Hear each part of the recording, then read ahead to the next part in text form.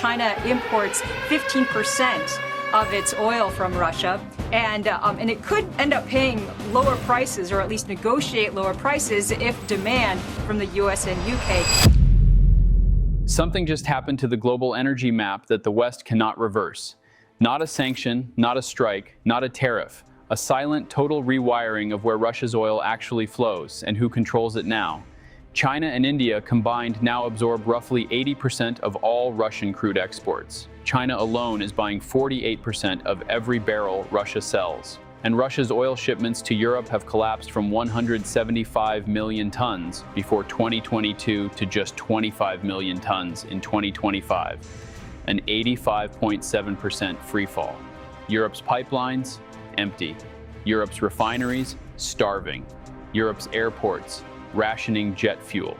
And while European energy ministers gather in emergency sessions in Brussels, IEA Executive Director Fatih Birol called this the largest energy crisis we have ever faced.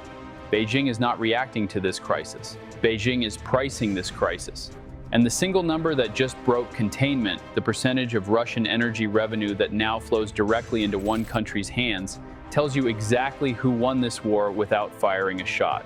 Share this everywhere, because what just happened to global energy flows, China importing 48% of all Russian crude, Chinese purchases of Russian oil surging 31% in Q1 2026 to exceed 31.8 million tons, Russia's March 2026 fossil fuel revenues jumping 52% month-on-month to the highest in 2 years, EU Russian crude imports collapsing to just 181.5 million euros in February 2026, the lowest since November 2025, 4 Italian airports in Bologna, Milan, Treviso, and Venice imposing jet fuel rationing, and European Commissioner Dan Jurgensen urging EU capitals to curb oil demand and prepare for prolonged disruption, is not a market adjustment. It is the most complete strategic realignment of global energy since the 1973 oil shock, executed in under 4 years. And the specific detail about where Russia's barrels are actually going and who is setting the price on them tells you Europe did not lose this energy war by accident. It was locked out, deliberately, by a buyer that now holds both the supply and the terms. Before we reveal exactly how China turned a desperate Russia into a price taker, why Beijing is now paying below market rates for ESPO crude while Europeans pay spot prices of $119 per barrel, and what the collapse of the Strait of Hormuz means for a continent that outsourced its energy security to a choke point controlled by Iran, subscribe to this channel right now and hit that bell.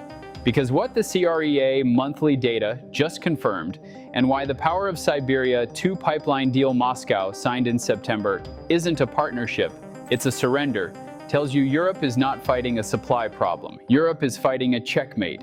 Here's what the numbers actually show, and why the scale of the Asian pivot is the single most consequential shift in global energy since the collapse of the Soviet Union.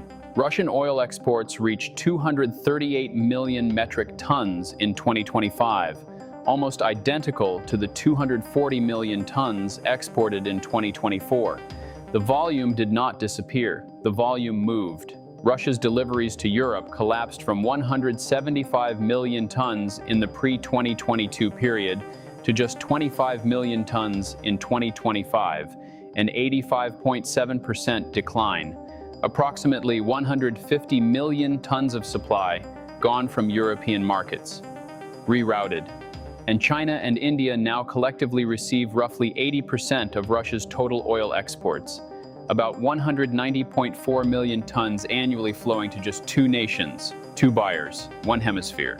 Total concentration. Think about what 190 million tons of crude flowing to Asia means for Western leverage over Moscow. Every sanction Washington and Brussels imposed since 2022 was designed to collapse Russian revenues. Instead, Russia rewired its entire export system, and it works. In March 2026, Russia's monthly fossil fuel export revenues hit 713 million euros per day, the highest in 2 years, a 52% month-on-month increase. The price cap failed, the shadow fleet expanded, and Europe lost its own leverage in the same trade. Now look at who is actually bankrolling the Kremlin. and why a single country now holds more influence over Russia's war economy than the entire G7 combined.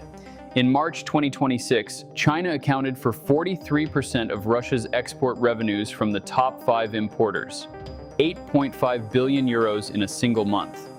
Crude oil made up 78% of that, 6.6 billion euros, followed by pipeline gas at 733 million euros and oil products at 562 million euros. China's seaborne imports from Russia rose sharply by 32% month-on-month in March. Chinese imports of Russia's YESPO-grade crude rose 14% month-on-month, the second highest volume since the full-scale invasion of Ukraine. Not a dip, not a pause, a surge, exactly when Europe ran out. Think about what happens when one country controls 43% of another country's export earnings. That is not trade. That is ownership by proxy. Moscow's war economy now depends on Beijing's monthly orders the way Europe once depended on Moscow's pipelines. The dependency did not disappear, it reversed direction. And Beijing knows exactly what that leverage is worth. Just look at what happened to European imports in the same window, and why the EU's response to losing Russian oil is the clearest evidence that the West had no backup plan. In February 2026, EU countries purchased Russian crude worth just 181.5 million euros, a threefold decline and the lowest figure since November 2025. Only 2 EU countries imported Russian oil in February, Slovakia for 147.2 million euros, and the Netherlands for 34.2 million euros after a year-long pause.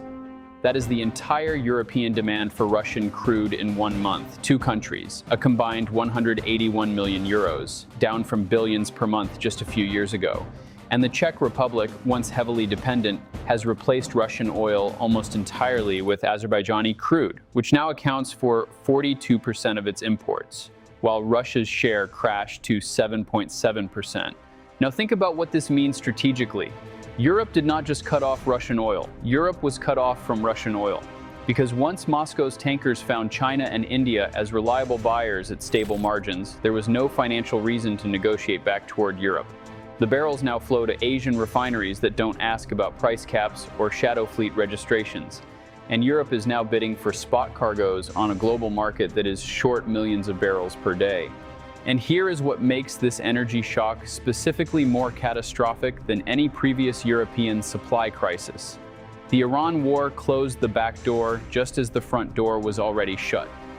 Iran has effectively closed the Strait of Hormuz to most traffic since the United States, and Israel launched their bombing campaign on February 28th.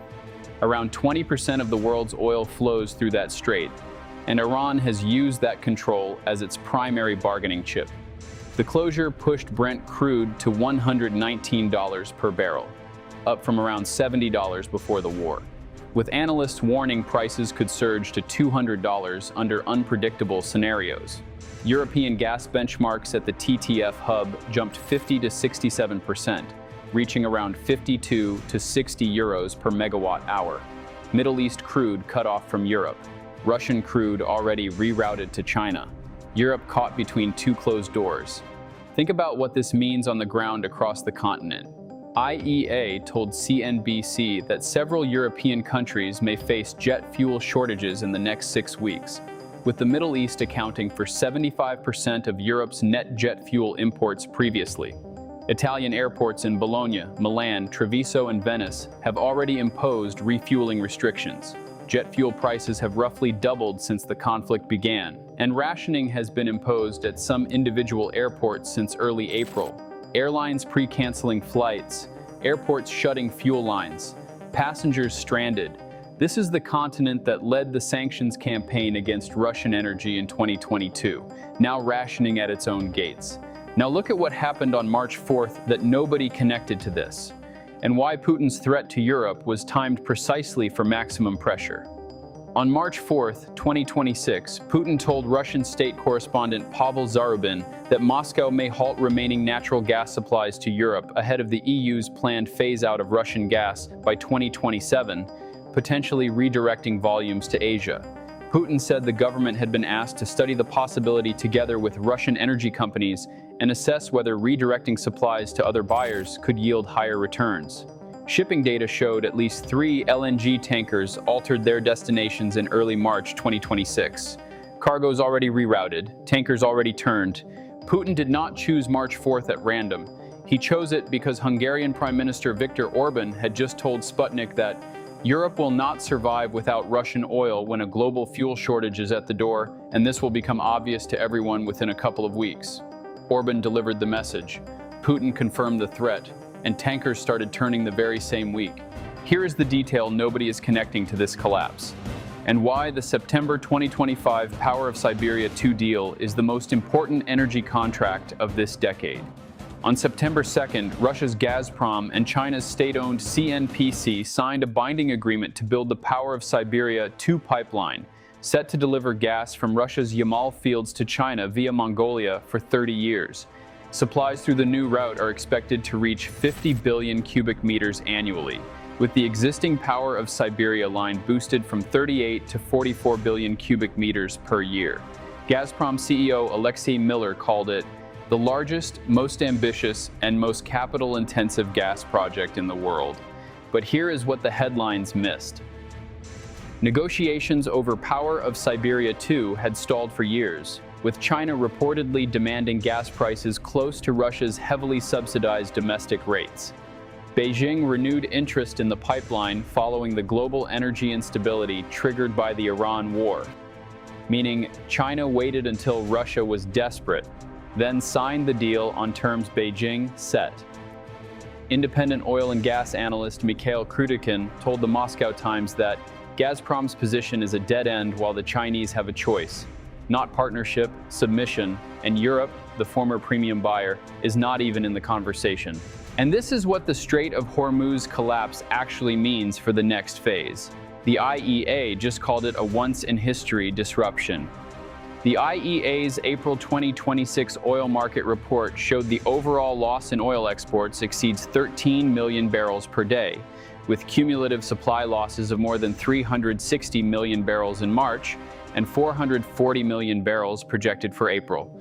Global oil demand is now projected to decline by 80,000 barrels per day on average in 2026, compared to growth of 730,000 barrels per day expected in the previous report. Supply destroyed, demand destroyed. And in the middle of this wreckage, Russia's March crude oil exports rose by 270,000 barrels per day, while its oil product revenues nearly doubled from $9.75 billion in February to $19 billion in March. Think about that arithmetic. Every other oil supplier on Earth is losing barrels, losing revenue, losing market access. Russia is gaining all three, because Russia's exports already moved to the one geography the Hormuz closure cannot touch, the Pacific ports at Kuzmino, that feed directly into China and Asia. Southeast Asian nations are now frantically turning to Russia. On April 18th, Malaysia joined a growing number of Southeast Asian countries hoping to tap Russia's stocks of crude oil that aren't stuck behind the blocked Strait of Hormuz. The pariah became the pillar in under 4 years. One thing is absolutely certain. China bought 48% of Russia's crude exports from December 2022 through February 2026. China's seaborne imports from Russia rose 32% month-on-month in March 2026. Russia's oil exports to China surged 31% in Q1 2026 to exceed 31.8 million tons. EU Russian crude imports collapsed to 181.5 million euros in February 2026. The lowest since November 2025. Italian airports imposed jet fuel rationing. IEA called this the largest energy crisis we have ever faced. Russia's March 2026 fossil fuel revenues hit 713 million euros per day, highest in 2 years. Power of Siberia 2 signed in September 2025, delivering 50 billion cubic meters annually to China for 30 years. Brent crude at $119 per barrel, with analysts warning of $200 under unpredictable scenarios. The sanctions did not collapse Russia. The sanctions collapsed Europe's grip on Russia. If the Strait of Hormuz stays closed and Middle East barrels never return, China cements its role as the only reliable crude buyer of scale left on Earth. And Beijing dictates terms to Moscow, Tehran, and every Southeast Asian customer lining up behind it. If Europe's jet fuel shortage expands from 4 Italian airports to the entire continent, rationing turns into recession, and every European government that built its energy security around the assumption of stable Gulf flows will face political consequences that outlast this war. If Power of Siberia 2 begins construction and China locks in 30 years of Russian gas at domestic Russian prices, the post-war European energy market no longer includes Russia as even a backup option, because every molecule has already been sold to Beijing before it leaves the ground. The barrels are already moving east, the Italian airports are already rationing, Europe is already begging, and China is already setting the price. Stay tuned.